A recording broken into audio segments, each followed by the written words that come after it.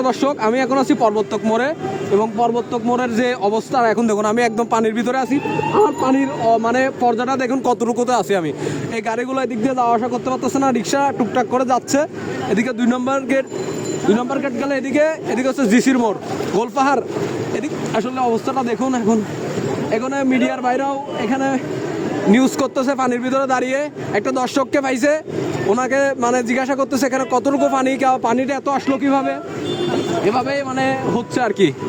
হ্যাঁ, তো আসলে এত পানি কিভাবে হইলো বা কেন হলো বা এত পানি কিভাবে নামবে, কখন নামবে, আসলে আমরা এখনো কেউ মানে কিছু বলতে পারতেছি না বা জানি না। এখন পর্বতকের অবস্থা, পর্বতক মোড়ে দাঁড়িয়ে আমি এখন এই আপনাদের সামনে কথা বলতেছি।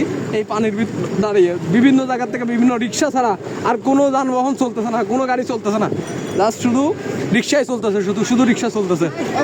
রিক্সা ছাড়া আর কোনো কিছু চলতেছে না, রিক্সা ছাড়া আর কোনো কিছু চলতেছে না।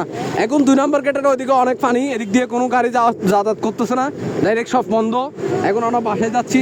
আমি আসলে অসুস্থ মানুষ, মেডিকেলে ছিলাম, মেডিকেলে দেখলাম, মেডিকেলে থেকে দেখার পরে এখন পুরো রাস্তার অবস্থা দেখুন।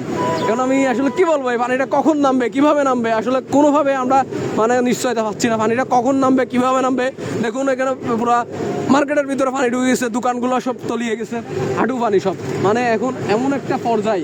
এদিকে দেখা, এদিকে মুরাদপুরের দিকে দেখা, মুরাদপুরের দিকে চলে গেল, এটা মুরাদপুরের দিকে, এদিকে চলে গেল। এদিকে যাচ্ছে সব মানুষ, যাওয়া আসা করতেছে, হেঁটে হেঁটে যাওয়া আসা করতেছে।